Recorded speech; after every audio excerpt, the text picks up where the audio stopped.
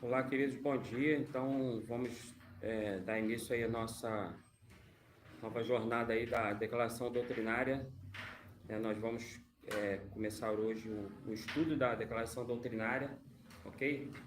Vai ser um estudo de aproximadamente umas 10 aulas, eu creio, mas é apenas uma estimativa, porque a gente vai seguindo esse estudo e sem pressa, né, de terminar para poder passar para outro tópico para ficar bem esclarecido, né?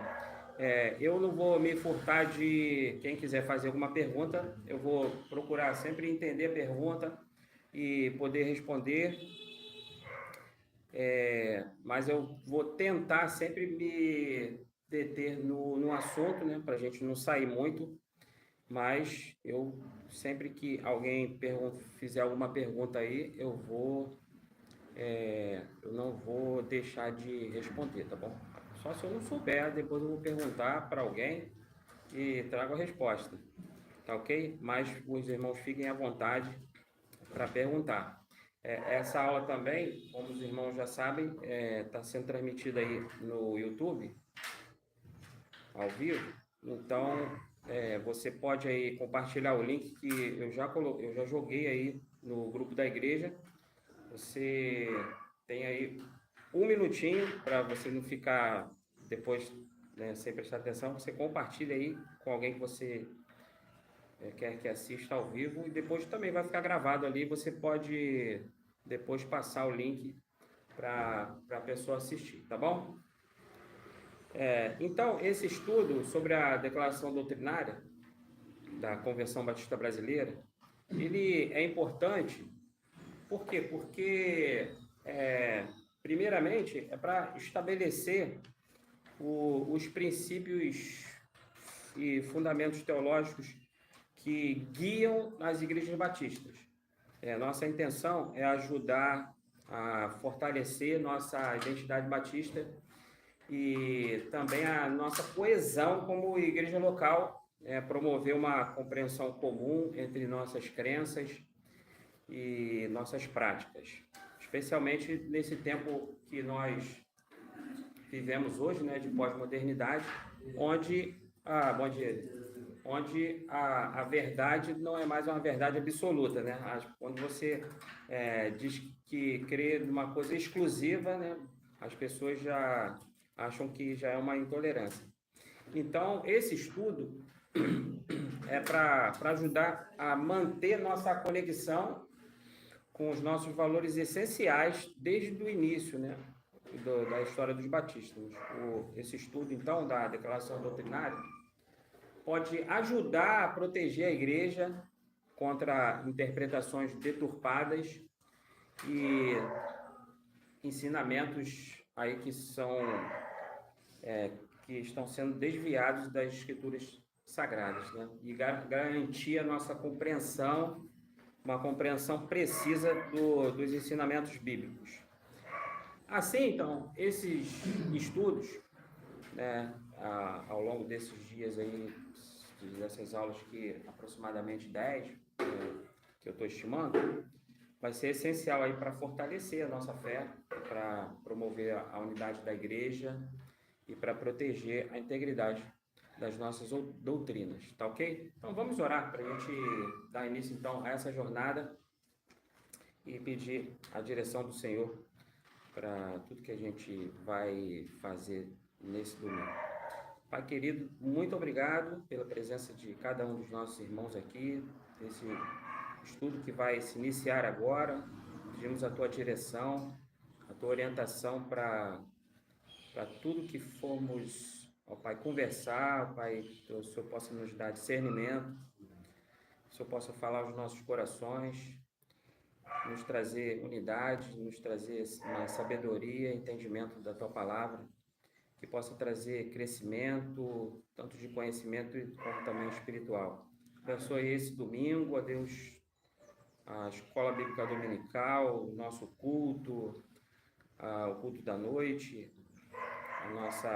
nosso almoço em família, nossa tarde, que seja tranquilo, em paz, e que seja tudo para honra e glória do teu nome. nós oramos em nome de Jesus. Amém? Amém. Então, como eu disse, os irmãos podem interromper, podem fazer pergunta o momento que quiser, tá ok? E a gente vai tentando apenas não fugir do assunto. É importante a gente entender e conhecer os motivos pelos quais nós fazemos parte de uma igreja batista, né? Por exemplo, o que os batistas creem, né? E quando a pessoa pergunta para você, por que você é um batista?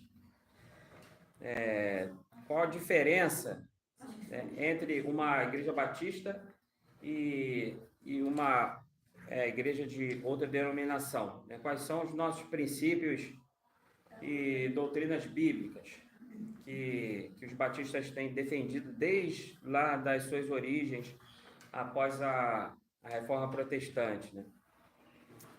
Então, nós vamos expor esses princípios batistas, vamos expor nossas doutrinas, que são doutrinas que são fundamentadas, baseadas no Novo Testamento, e que estão aqui na nossa declaração doutrinária. Ela contém 19 artigos, e nós não vamos entrar hoje nos 19 artigos propriamente dito. Nós vamos falar da parte introdutória, né, que na declaração tá como preâmbulo, se chama preâmbulo, né? Preâmbulo é a introdução, né? E já ali no preâmbulo, e já na cópia aí que os irmãos já está escrito introdução, né? Mas tem algumas, na versão original está escrito preâmbulo, mas é a mesma coisa, tá? Nós vamos então falar do preâmbulo nessa primeira aula. Depois nós vamos, creio na segunda aula, falar das declarações, das confissões ao longo da história, e por que foi criada essas confissões. E eu creio que a partir da terceira aula nós vamos entrar nos artigos propriamente ditos. São 19 artigos, tá ok? Mas já no preâmbulo já aparecem ali alguns princípios. Então nós vamos falar de cada um deles, né? Aparece ali 6 princípios e nós vamos falar sobre cada um deles, tá? A Bíblia diz que é essencial a gente estar preparado para explicar as razões da nossa fé. E foi Pedro que disse, está lá em 1 Pedro 3,15, né, que nós temos que ter a esperança e estar preparados para responder sobre a esperança da nossa fé, né, sempre com mansidão e com reverência, né? Aqueles que buscam conhecer, né? Então, nós precisamos conhecer para poder responder, não é verdade? Então, nós sabemos que muitas igrejas, elas, de outras denominações, elas pregam o evangelho do Senhor Jesus Cristo como nós. Elas dizem que seguem a Escritura Sagrada também, que a Bíblia é a única regra de fé e prática, como nós também dizemos, né? Mas, apesar de nós compartilharmos da mesma Bíblia, apesar de nós pregarmos o mesmo Evangelho, existem diferenças que são encontradas ali em questões teológicas. A igreja da qual nós somos membros, ela precisa estar edificada, como a Bíblia diz, sobre o fundamento dos apóstolos, né? E ser proclamadora da fé, que é esse conjunto de doutrinas, né, de princípios, que uma vez por todas foi entregue aos santos, né, como diz Judas lá em Judas 3, né, no verso 3. E os batistas, eles têm se destacado ao longo da história pela defesa da sua fé. E o que constantemente é chamado de sã doutrina, né? Então, além disso, nós, como batistas, nós ainda sabemos que muitos dos nossos mestres durante a história foram perseguidos e mortos em defesa da sua fé, né? Do bom depósito da fé. A fidelidade, então, das Escrituras, ela aponta para o sola scriptura lá da Reforma Protestante, que é um dos princípios da Reforma, né? Vocês sabem, são 5 solas, né? E um dos solas é o sola scriptura, né? A teoria em que os batistas são anteriores à Reforma Protestante não tem uma base histórica, né? Tem muitas pessoas que defendem, tem até livro que fala sobre isso, mas a gente não vai se deter a isso, porque os batistas eles iniciam após a Reforma Protestante. O nome Batista não foram os próprios batistas que escolheram esse nome. O nome Batista ele é mais uma nomeação dada pelos seus inimigos, que ao perceberem que as igrejas denominadas batistas, né, por outras pessoas, elas só aceitavam como membros da sua congregação as pessoas regeneradas e que professavam a sua fé publicamente, né? Elas só aceitavam pessoas que já eram convertidas, que já tinham feito a sua profissão de fé em Jesus Cristo. Então, esses crentes, por fazerem isso, eles receberam aí o apelido de Batista. E muitos por terem recebido esses crentes, por terem já sido batizados como criança, né, na Igreja Católica, né, como eles foram batizados na infância, na sua origem. Então, eles, quando iam para uma igreja batista, eles então eram batizados biblicamente, mas isso não é um rebatismo, né? Alguns pastores aí, até em um dos concílios que eu tive há pouco tempo, um dos pastores estava tentando explicar que nós defendemos que nós rebatizamos, mas os batistas eles não rebatizam. Nós não aceitamos o batismo infantil. Então, é como se fosse o primeiro batismo, tá? Porque o batismo é uma profissão de fé. O batismo não é para ser feito enquanto criança, né? Enquanto bebê.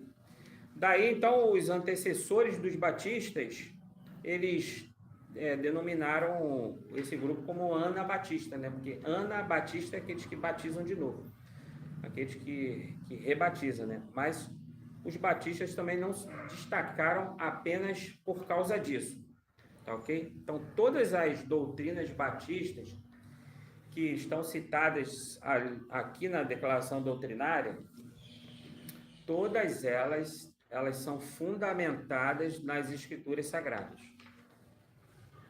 Ok? Eu não acho. Então, você fala e pode poder discutir. Tá bom? Então, há todo um conjunto de doutrinas que diferenciam os batistas de outras denominações. É isso que nós vamos estudar. Alguma pergunta até agora? Alguma dúvida? Porque hoje está um silêncio mais do que o normal, né? Apesar de ter mais gente, está mais silêncio, tá ok? Então, eu já quero agradecer também até os que estão nos visitando aí, tá bom? Mas qualquer momento, pode participar e tirar dúvida conosco, tá bom? Então, nós vamos entrar nos princípios batistas. Nós não entramos ainda não vamos entrar nos artigos propriamente dito, que são 19. Mas na introdução já fala de alguns princípios que nós vamos começar a falar agora, tá ok?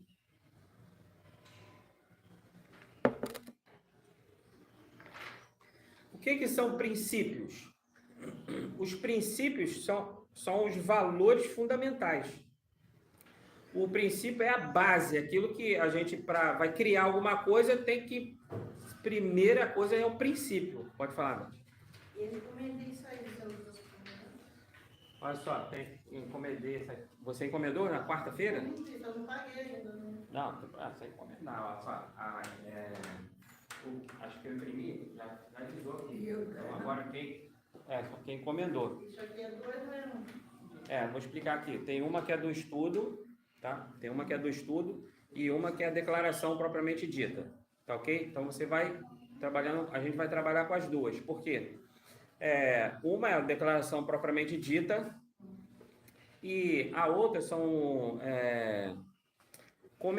os comentários, não que eu tirei da minha cabeça, mas são comentários dos principais autores da nossa denominação, como, por exemplo, a Manual da Igreja do Obreiro, que é um dos mais conhecidos aí, né, do Ebenezer Soares Ferreira, o livro de William Carey, Fiel Testemunha, a Glória de uma Igreja Verdadeira, Benjamin Kitt, a História dos Batistas do Brasil, muito conhecido também, José dos Reis Pereira, as confissões, que se eu fosse imprimir, ia ser muita coisa para trazer para imprimir. Esse material, tá, eu tenho tudo em PDF, depois você pode sinalizar lá, eu quero os estudos em PDF. Eu vou mandar para você, se você me pedir, tá? A Confissão de Fé de Londres, a primeira, a segunda, a Confissão de Fé de New Hampshire, a Confissão de Fé chamada Mensagem de Fé Batista. Todos esses são documentos batistas que serviram de base também para essa declaração. E um dos principais livros que foi consultado, né, que tem muito do conteúdo aqui, é do autor pastor Roberto do Amaral Silva. Ele fez um livro comentando a declaração doutrinária, tá bom? Então, se você depois quiser ler o livro dele, é bem mais detalhado, mas esse estudo é para ficar uma coisa assim mais simples, mais didática, mais resumida, para passar para vocês, tá bom? Alguma coisa que não tiver aqui, vocês quiserem levantar a questão, a gente pode falar também. E também consultei os grandes princípios batistas do pastor Isaltino Gomes Coelho, que foi um livro baseado nas palestras que ele deu num congresso em Altamira, no Pará, em novembro de 2009. Então, são autores muito considerados no meio batista e então que fizeram comentários sobre nossos princípios, nossas doutrinas. Então, não é coisa que eu estou tirando aqui da minha cabeça, tá bom? Apesar de que eu assino embaixo, tá? Tem coisas no nosso meio que tem autores que divergem, tá? Mas tem coisas que são essenciais, que nós não abrimos mão. Mas tem coisas que um acha de um jeito, outro acha de outro. Ontem estive num concílio e um dos candidatos, ele criticou os cessacionistas. Não falou nem que são batistas cessacionistas, ele criticou os cessacionistas. Mas a maioria dos batistas são cessacionistas e outros são continuacionistas. Nós vamos falar sobre isso, né? Que não creio que os cessacionistas não creem que os dons são iguais como eram na época dos apóstolos. Então, mais para frente eu falo sobre isso, mas só para citar aqui a diferença entre os batistas também, tá? Mas há coisas que são fundamentais, outras que são periféricas, né? Vão ter aí, entre os batistas, vocês vão encontrar aqueles que têm uma linha calvinista, né? Ainda tem, e outros que não são calvinistas, que creem no livre-arbítrio, ok? Que é a linha também que eu que eu sigo, eu acredito no livre-arbítrio e então não tenho essa compreensão como os calvinistas, tá ok? Então, os princípios, eles são esses fundamentos, tá? Essa base que guia o comportamento e as decisões de uma pessoa. Então, se você tem um princípio, esse princípio que te guia para tomar uma decisão. Tem gente que não tem princípio nenhum, aí toma decisão assim, às vezes, um dia de um jeito, um dia de outro, não tem princípio. Então, por isso que chamam a nossa sociedade hoje de uma sociedade líquida. Ela não tem firmeza, não tem solidez. Tem gente que não tem firmeza com nada. Você faz uma proposta para ela, ela vai de acordo com o interesse, com a conveniência. Por quê? Porque ela não tem princípio, tem solidez. Aí é uma pessoa líquida. Então, muita gente está usando essa expressão hoje. Nós vivemos numa sociedade líquida, que não tem solidez, não tem valores, não tem firmeza, não tem convicção. Então, às vezes, uma pessoa que tem convicção, ela é até julgada como, você é arrogante. Não é, porque a pessoa tem confiança naquilo que ela fala, tem firmeza naquilo que ela fala, tem princípio, ok? Então, princípio é isso. O princípio é que nos orienta as nossas ações, nossa conduta ética, em diversas situações. Então, o primeiro princípio que aparece no preâmbulo da nossa declaração, que é a parte introdutória, o primeiro princípio é a aceitação das Escrituras Sagradas como única regra de fé e de conduta. Tá? Quem não está com a apostila, depois eu vou providenciar, quem pedir, pode acompanhar pelo arquivo que está aí no grupo do WhatsApp, tá? É só você clicar aí, está em Word, você pode abrir e ir acompanhando, se quiser também, se não é só acompanhar também a nossa discussão, tá ok? Então, esse princípio, tá? Esse primeiro princípio de aceitação das Escrituras Sagradas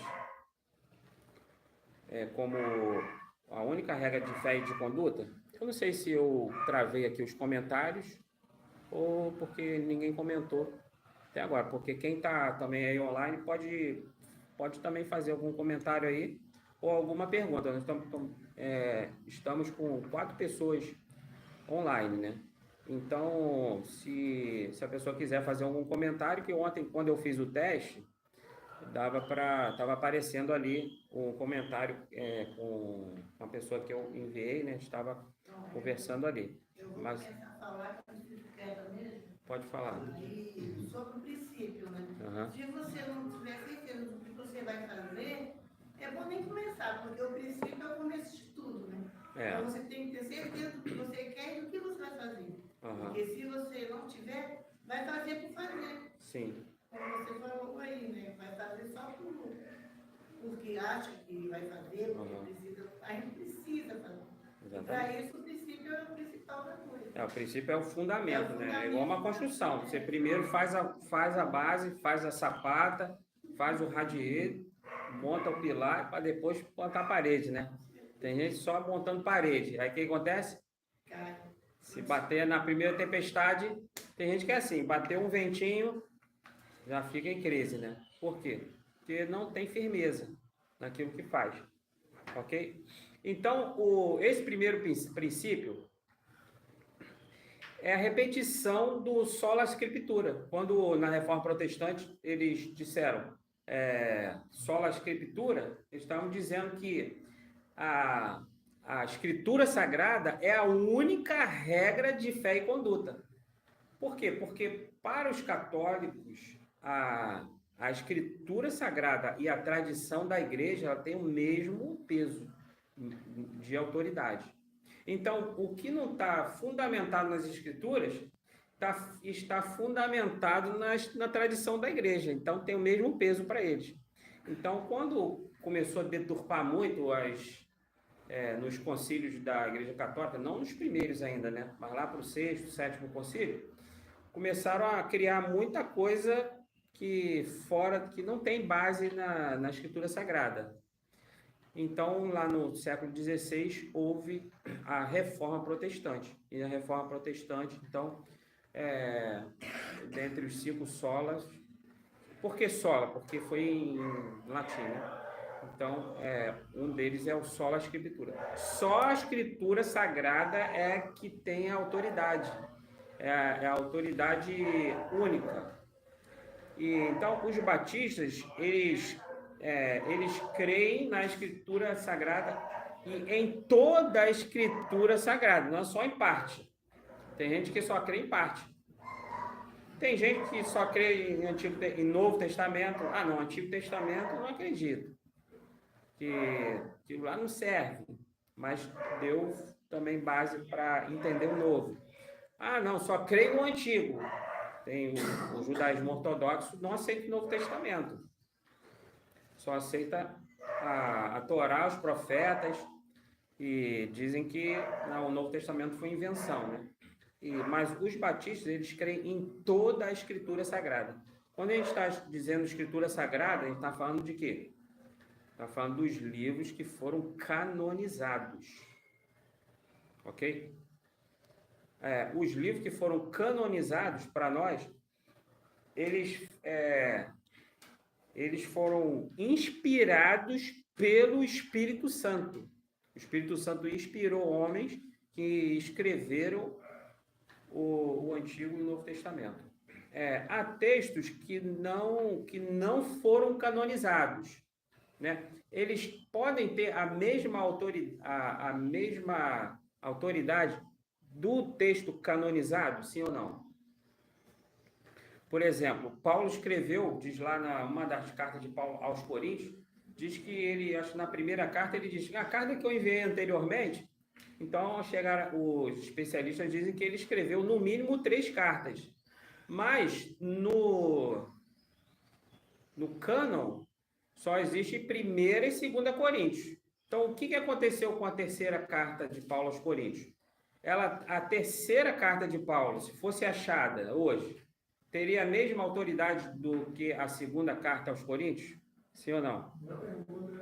Um diz que se perdeu, outro diz que... Um se perdeu, um diz que se perdeu. Mas se acharem ela, quem disse não aí? Eu disse Pode sim, explicar. eu acho... Opa, 1 a 1.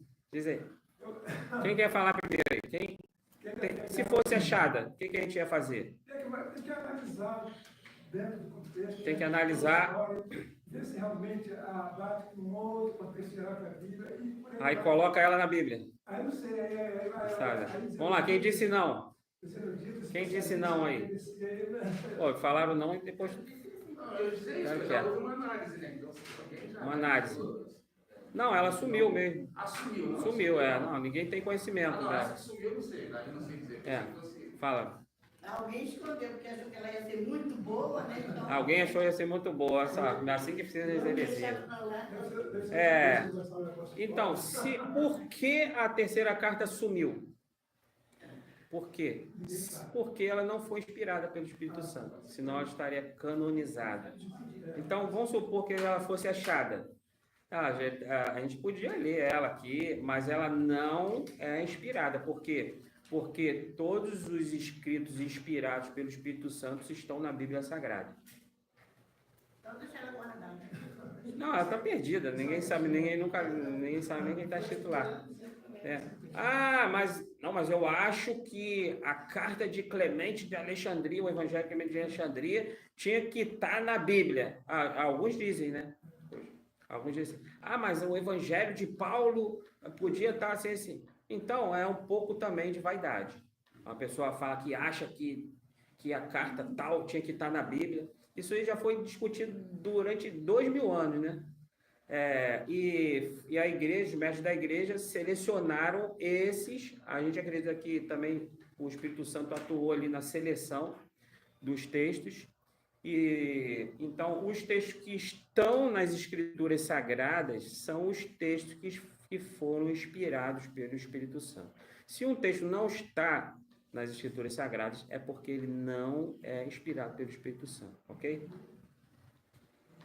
Ficou alguma dúvida, não? Então, nós cremos em toda a Bíblia. Paulo disse a Timóteo, né? Toda a Escritura é inspirada por Deus, né? Apta para redarguir, corrigir, ensinar, para levar o homem a toda boa obra, né? A perfeição. Né? E então, inclusive um dos apelidos do povo batista era o povo da Bíblia.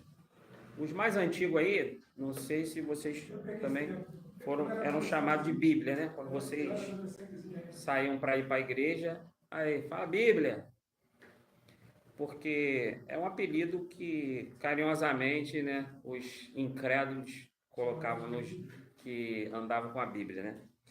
E o povo batista era conhecido como o povo da Bíblia. E as nossas doutrinas e nossas práticas, elas estão subordinadas sempre ao Novo Testamento, né? A Escritura como um todo, especialmente ao Novo Testamento. Elas são nossa autoridade máxima.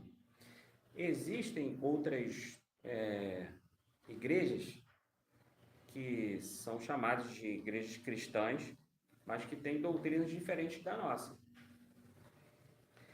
que têm práticas diferentes da nossa, né? Então, eu quero citar alguns exemplos, né? Por exemplo, no catecismo. O catecismo da Igreja Católica, ele diz: na Sagrada Escritura, a Igreja encontra incessantemente seu alimento e sua força, pois nela não acolhe somente uma palavra humana, mas o que é realmente a palavra de Deus. Essas afirmações, elas são do catecismo e elas são corretas, e nós concordamos, mas não tem como conciliar alguns desvios e crenças e práticas católicas com os ensinamentos das Escrituras. Então, a resposta é uma só. O catolicismo, ele não tem apenas a Escritura Sagrada como regra de fé e conduta. A Sagrada Tradição, uma coisa que o Papa decidiu hoje também, tem o mesmo peso da Escritura Sagrada. Então, eles justificam alguma coisa que não está na Bíblia, porque para eles Deus continuou revelando à igreja, inclusive eles creem na sucessão apostólica, né? O Papa tem a mesma inspiração dos apóstolos, dos 12 apóstolos, tá ok? E muita coisa foi acrescentada aí ao longo do tempo. Até aí, tudo bem? Algumas igrejas protestantes, né, além dos católicos, não creem no batismo infantil da mesma forma que os católicos, mas eles continuam com o pé do batismo. Continua batizando o bebê. Criança recém-nascida. E efetivando o batismo na forma de aspersão, que também não é a forma correta, porque a palavra batismo ela já significa imersão. Então, há algumas que, além de batizar bebê, ainda é na forma de aspersão, né? É o caso da Igreja Luterana, da Igreja Anglicana da Inglaterra, né? E da Igreja Presbiteriana e Metodista. Essas igrejas ainda batizam bebês, embora sejam igrejas que são derivadas indiretamente da Reforma Protestante, tá?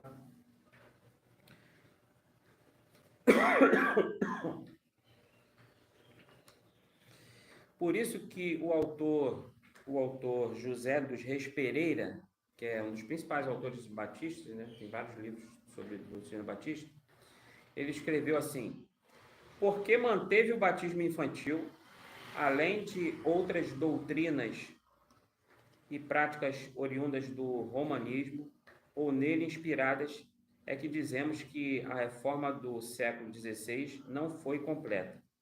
Lutero e Zwinglio, bem como Calvino e os anglicanos mais tarde, também não tiveram fôlego moral e espiritual para percorrer todo o caminho de volta ao cristianismo do primeiro século.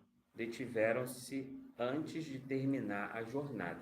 Quem disse isso não é pastor Valmor, foi o pastor José dos Reis Pereira. Okay? Então, por isso, o nosso pastor Valdemir diz assim, quanto mais você se torna batista, menos você se torna católico. Quanto mais você se torna católico, menos você se torna batista. Deu para compreender? Por quê? Porque Lutero, que foi o reformador na Alemanha, Zwinglio foi o reformador na Suíça, o Calvino, reformador em Genebra. Eles romperam com a Igreja Católica, a Igreja na Inglaterra rompeu com Roma, até porque interesses políticos, interesse também que o rei queria casar de novo, não tinha bênção do Papa, porque o Papa tinha toda essa autoridade, né? O Papa tinha o poder para abençoar um rei, né? E para consagrar o rei também. Então, eles romperam, mas eles continuaram com vários costumes católicos. E um deles, que a gente citou, é o pé do batismo, né? Em que nós não aceitamos porque não é bíblico, ok? Não é nenhum capricho nosso. Nós não aceitamos porque não é bíblico. Tá ok? Alguma pergunta até aí? Estou muito tímidos. Por causa da transmissão, você está mais tímido. Eu não sei se quem está online aí puder dar um oi para eu estou achando que eu cancelei aqui os comentários, mas depois a gente está se adaptando, né? Essa primeira aula e na segunda aula a gente vai cada vez a gente vai aprendendo. São poucas pessoas eu fui perguntando e sabiam sobre a transmissão ao vivo, né?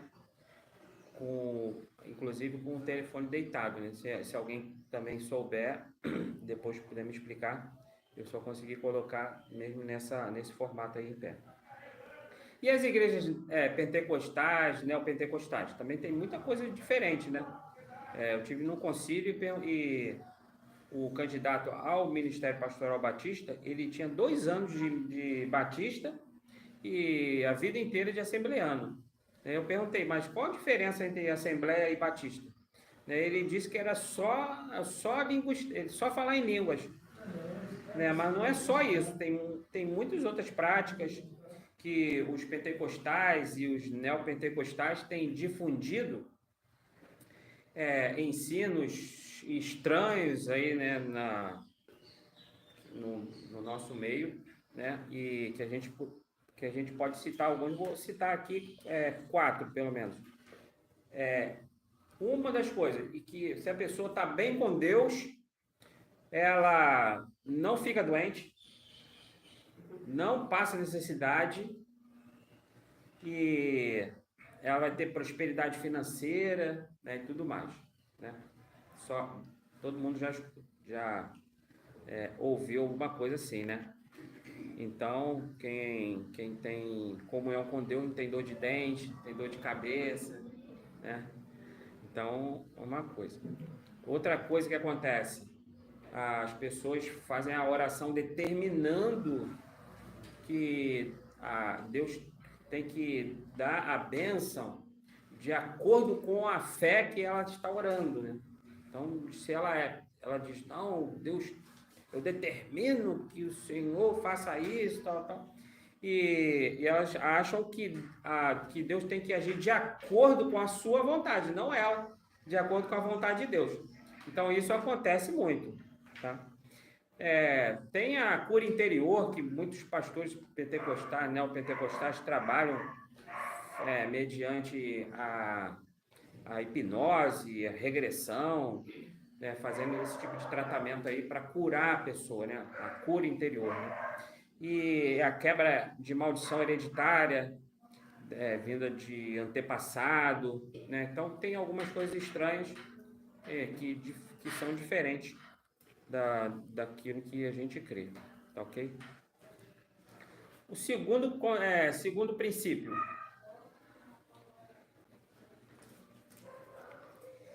é o conceito de igreja como sendo uma comunidade local, democrática e autônoma, formada de pessoas regeneradas e biblicamente batizadas, né? Você repare que eu ainda estou na primeira folha da declaração, que tem 13 páginas, né? São 19 tópicos,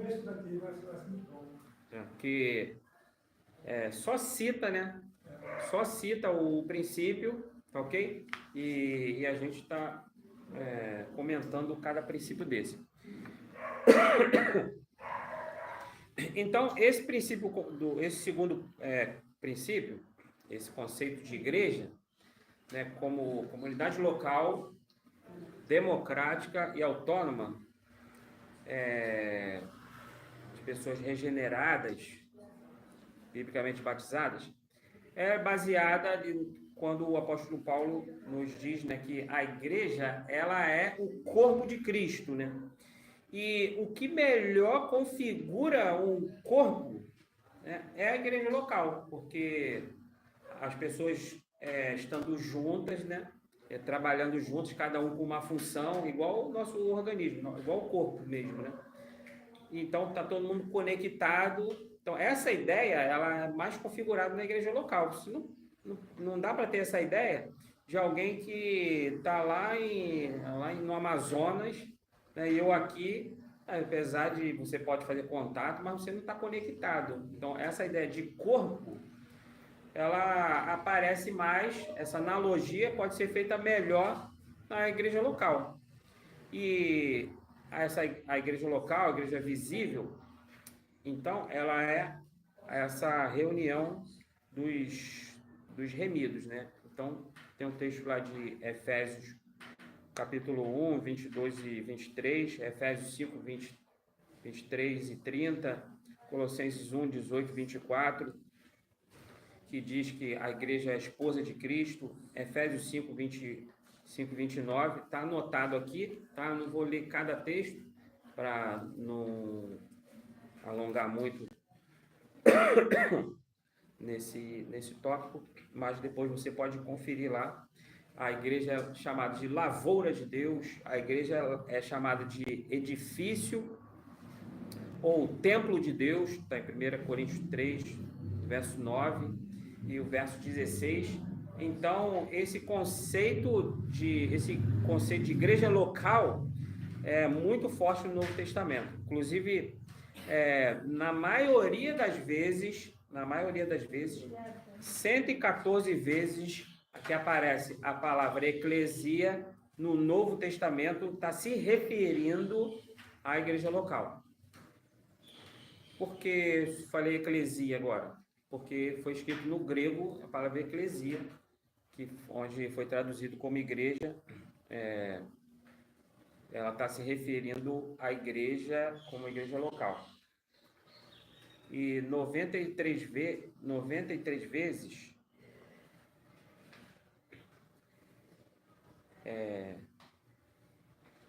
desculpa aqui, voltando, 114 vezes aparece eclesia no Novo Testamento. Das 114, 93 vezes se refere à igreja local, ok? E outras vezes aparece eclesia como todos os remidos, todas as pessoas regeneradas que creem em Jesus de todos os tempos, em todos os lugares.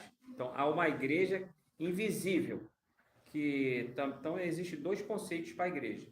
Existe a igreja, que é a igreja universal, tem nada a ver com o Edir Macedo, ok? A igreja universal de todos os lugares, todos os tempos, que só Jesus vê. Deus vê lá de cima e ele sabe quem são os dele. Essa é a igreja universal. Agora, 93 vezes das 114, ela se refere à igreja local. Que quando Paulo está falando, escrevendo uma carta, ele se refere aos irmãos, aos santos que estão reunidos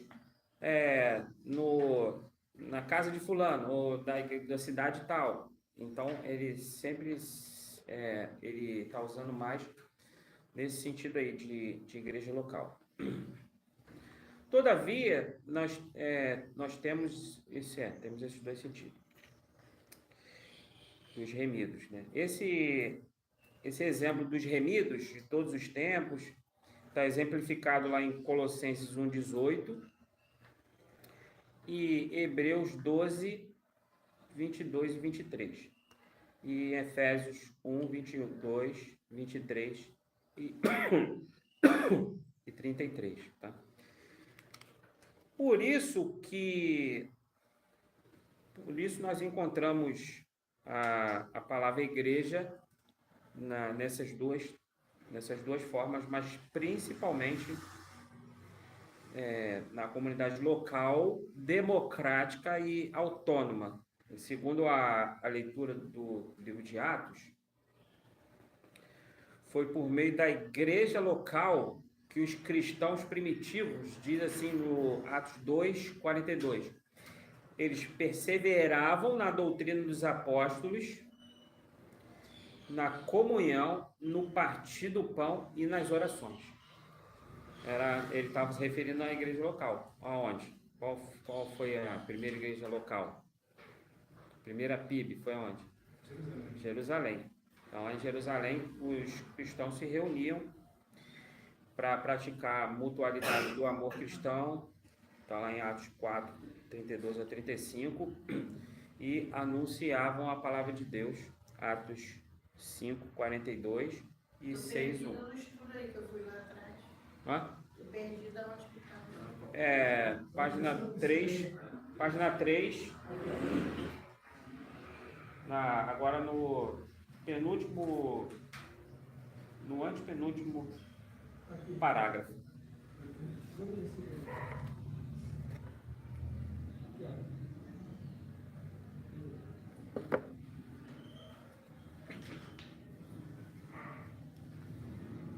Então, a igreja local, né, um dos princípios nossos, que é a igreja local, ela deve ser democrática, ok? Jesus Cristo está sempre presente, ele é a cabeça da congregação e a minha irmã está avisando aqui que eu coloquei no privado. Não fiz isso não. Alguém pode conferir ali se está aparecendo ali no notebook? Vê se está aparecendo aí. Só não consigo fazer comentário. Ah, tá. O comentário que eu deixei no privado, né? Ah, mas está no... Tá passando. Tá. Só no privado. Agora, se eu mexer agora, eu vou me enrolar. Já está nos 50 minutos.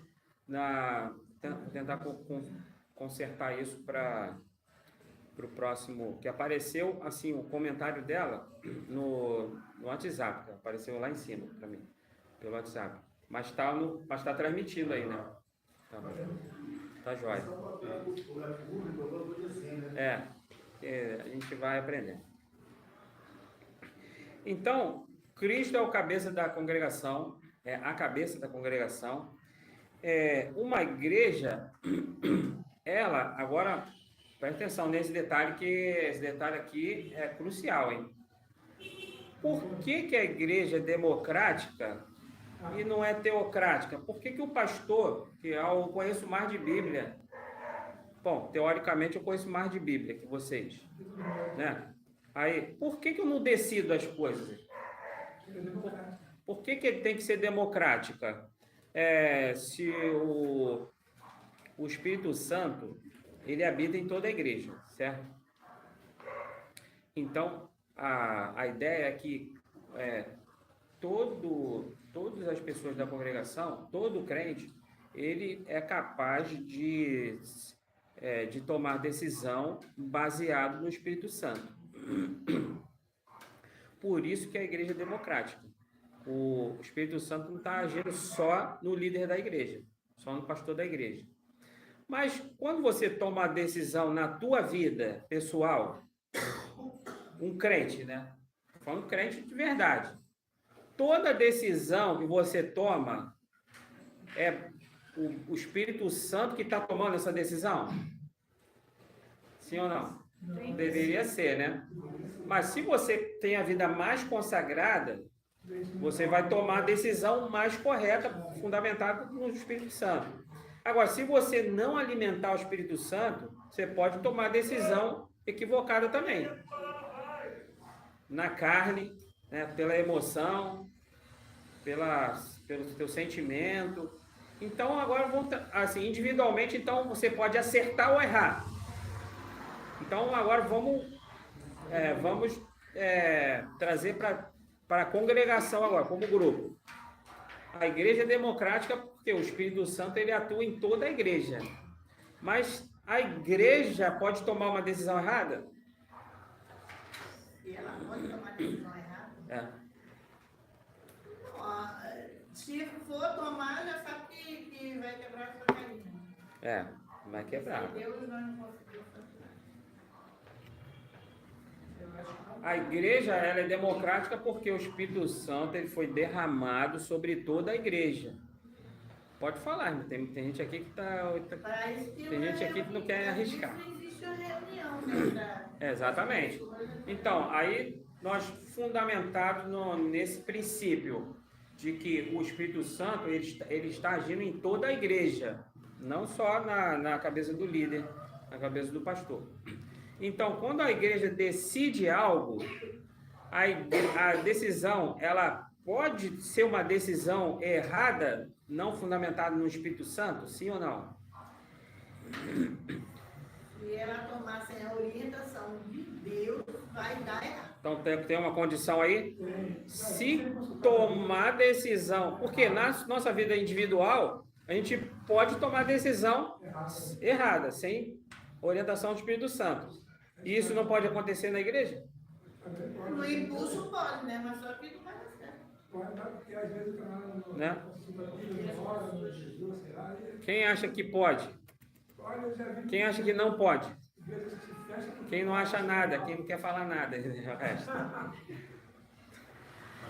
Pode falar. Só para descontar um pouquinho, a parte boa da vista é que a gente resolve, a maioria das coisas que a gente resolve com o braço.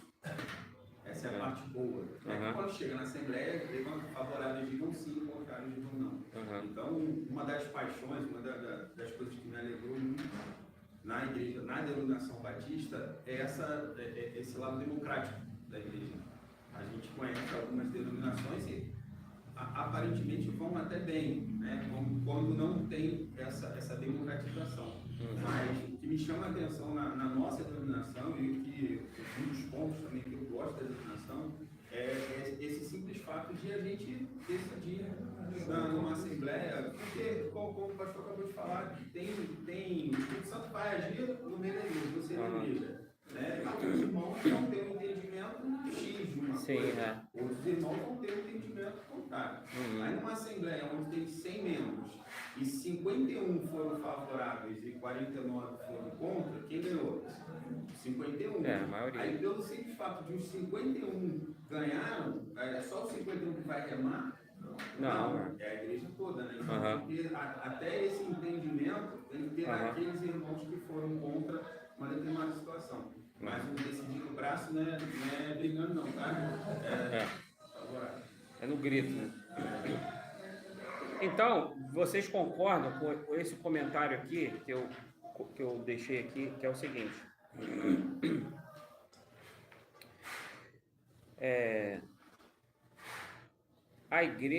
Uma igreja, ela só pode ser democrática se ela se submete ao senhorio de Cristo realmente. Então, ela vai tomar a decisão correta. Por quê? Jesus Cristo não está presente mais fisicamente aqui. Se Jesus Cristo estivesse aqui, a gente perguntava para ele, né? Aí, Senhor, o que a gente faz agora, né, em cada decisão? Mas, como ele não está mais presente fisicamente para tomar decisão, nós acreditamos que, porque como o Espírito ele está em todo crente, então ele se manifesta através de todo crente. Então a democracia, esse nosso governo, esse governo congregacional, democrático, é a forma que ela é a decisão vinda do Espírito Santo à medida que ela é orientada pelo Espírito Santo. E ela providencia e exige a participação consciente de cada membro. Se ninguém busca o Espírito Santo, vai tomar uma decisão errada. Agora, se a maioria busca o Espírito Santo, então é democrática porque o Espírito Santo habita em todos. Mas todos têm que buscar o Espírito Santo, senão a decisão vai ser errada. Concorda ou não? Alguém discorda aí para a gente debater? Não, né? É por isso que algumas igrejas tomam decisões erradas e depois sempre tem aquele que fala assim, né? Deus sabe todas as coisas. Para confirmar uma decisão errada, aí a pessoa ainda fala assim, né? Foi Deus que quis. Deus sabe de todas as coisas.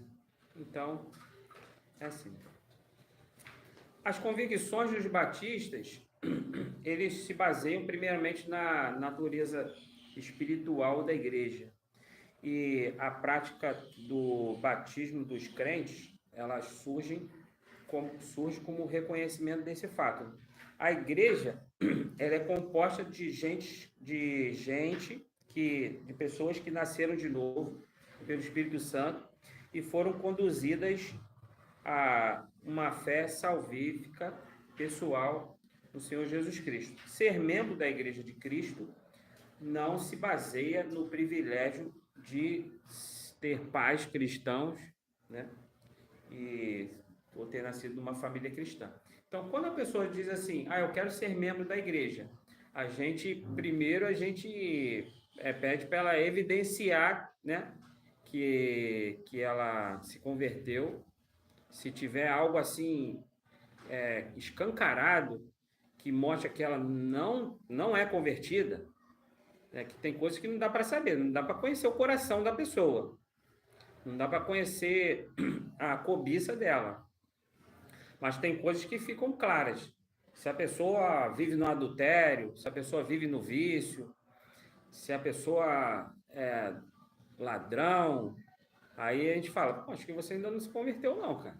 Então espera mais um pouco aí, você tem que evidenciar. Mas quando a gente concorda, e a pessoa dá a profissão de fé, a igreja está concordando que ela mostrou, está confiando que ela é regenerada. E quando a gente batiza, por isso que a igreja participa do batismo, quando o ministro ele fala, eu te batizo em nome do Pai, do Filho e do Espírito Santo, e mergulha, a igreja participa dizendo amém. Se a igreja não disser amém, o batismo não valeu. Quem batiza não é o pastor mergulha, né? Mas a igreja confirma dizendo amém. A gente está dizendo o quê? Não, essa pessoa é crente. Então, quando você está na assembleia da igreja, né? E a pessoa tem o direito de falar, porque se ela foi batizada nessa igreja, a igreja deu o ok que ela está convertida. Se você falar, não, você é batizado, mas não é convertido. Então, não deveria ter batizado. Mas aí não tem como olhar o coração de cada um, né? Ok? Alguém até aí? Aí é nessa hora que você fala, só quem sabe é Deus. Só para alguém me ajudar aí, que não está aparecendo na hora aqui para mim. 10, né? Então vamos fechar o segundo princípio, ok? E depois a gente vai continuar na semana que vem. Embora batize crianças de colo, com o qual nós não concordamos, né, nesse batismo, mas, por exemplo, os presbiterianos, eles consideram que a confirmação com o momento da profissão de fé, a confirmação da conversão é com a profissão de fé que vai acontecer depois. Eles batizam antes e a confissão de fé é depois. A profissão de fé é depois, para se tornar membro da igreja. Então, esse conceito presbiteriano e reformado do batismo infantil, ele não é igual à Igreja Católica. Apesar de batizar bebê, não tem o mesmo sentido, né, da Igreja Católica. A Igreja Católica não, batizou bebê, é membro da igreja. E só está salvo se for batizado mesmo, tá? Porque a criança, na Igreja Católica, ela se torna nascido de novo ali. A ênfase no batismo dos crentes regenerados só após profissão de fé pública, essa é uma marca distintiva dos batistas, né? Porque o simples fato de se arrolar numa lista de membros de uma igreja não torna uma pessoa membro do corpo de Cristo, o corpo místico de Cristo. Aí só Cristo que vai saber. A regeneração é como se fosse uma nova gestação, né? Um novo nascimento espiritual, claro, né? Não vamos pensar com a cabeça de Nicodemos, né? Essa nova gestação, ela implica que a pessoa é uma nova criatura, é uma outra pessoa, é um milagre que aconteceu. Por isso, eu não gosto quando a pessoa fala assim, a pessoa que tem um vício vai ter sempre aquele vício. Depois que converte, a pessoa converteu, é nova criatura. Um ladrão se converteu. Olha, ele se converteu, mas ele roubava, hein? Vamos tomar cuidado, ele roubava. Se converteu, é nova criatura. Então, o novo nascimento, ele é um milagre, a pessoa nasceu de novo. Então, nós cremos nesse novo nascimento. Então, nós não podemos fazer julgamento do que a pessoa fez antes do novo nascimento. Tem gente que fica assim, com o pé atrás, né? Todos aqueles que se converteram têm um passadinho atrás. O meu é passadão, então jamais eu vou olhar para alguém porque eu agradeço a Deus todos os dias do que eu sou hoje, realmente. Todos nós temos alguma coisinha, né? Todos nós temos. Que deixamos para trás lá. Pelo menos deveríamos deixar para trás lá. Com Né? certeza. A regeneração, então, uma vida regenerada, ela implica nessa pureza de pensar, nessa pureza no falar, na pureza de agir, de se conduzir. Então, se uma pessoa continua pensando da mesma maneira, ela se diz, eu sou convertido. Mas se ela continua com o mesmo palavreado, continua xingando, sai da igreja, vai xingando já, continua com as mesmas atitudes, aí você pode duvidar da conversão dela. Você pode duvidar.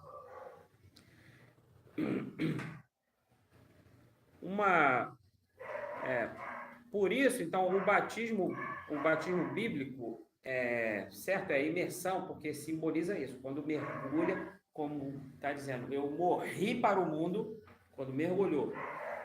Aí você deixa 3 segundos lá, embaixo d'água, para simbolizar os 3 dias que Cristo foi ao inferno. E depois, quando ela sai da água, ela nasceu para o novo.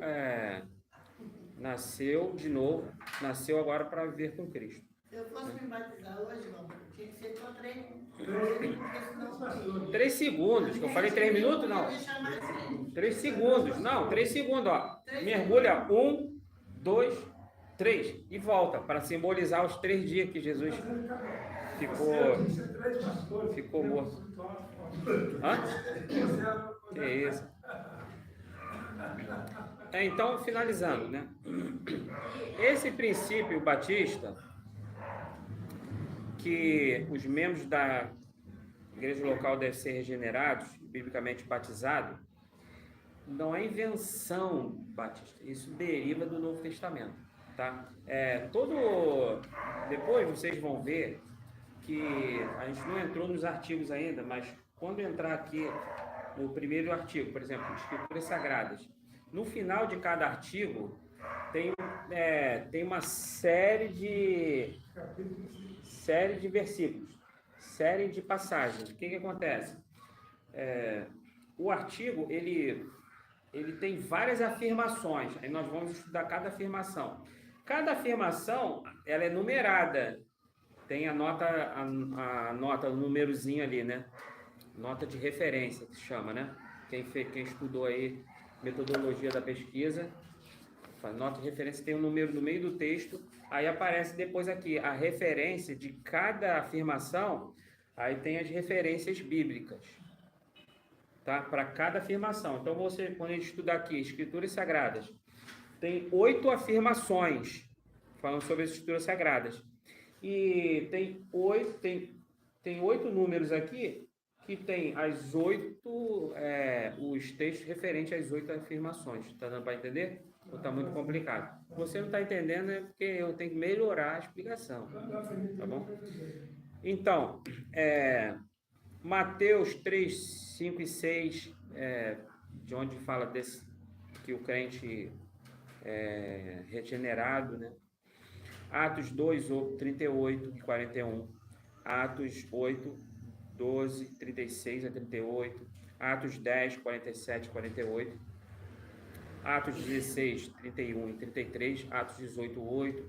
Atos 19, 4 e 5. Né?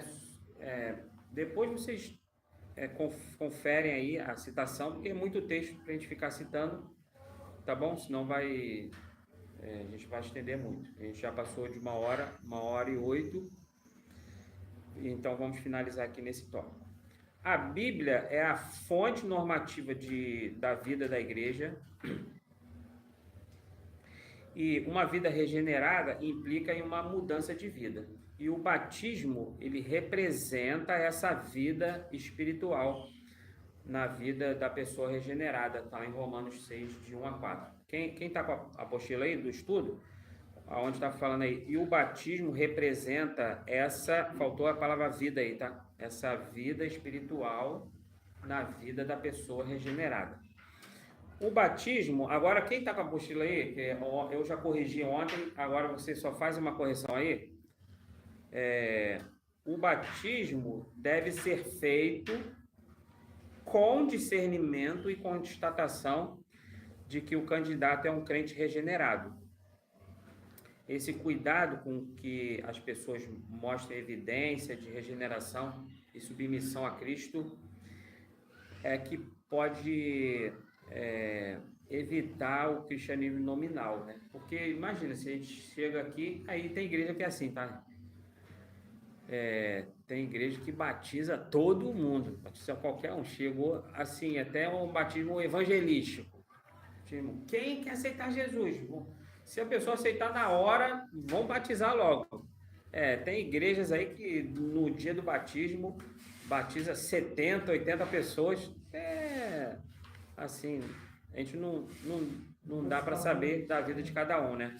Mas não é normal, né? Batizar 70, 80 pessoas num batismo só. Hoje é dia de batismo lá em Parque São Basílio, né?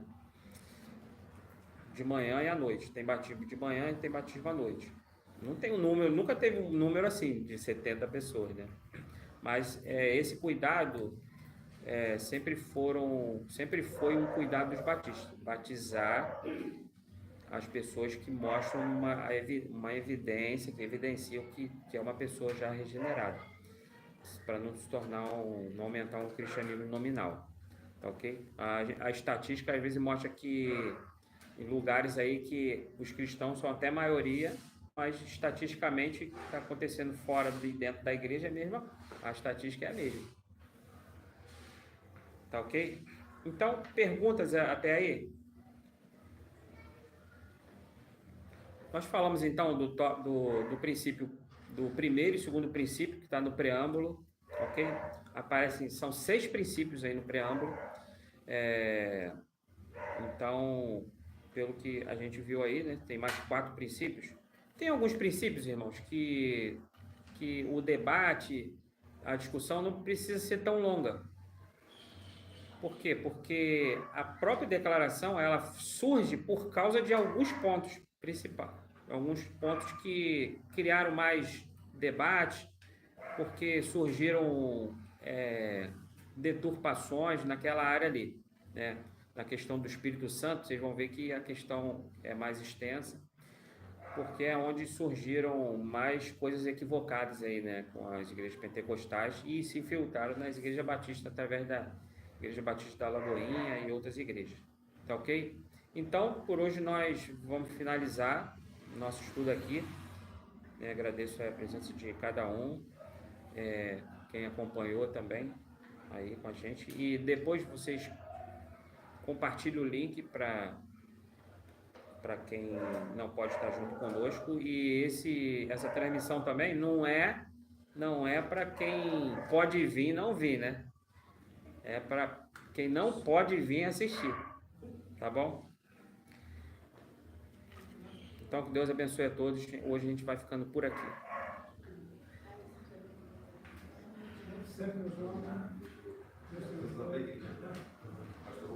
Obrigado, Eduardo, pela presença.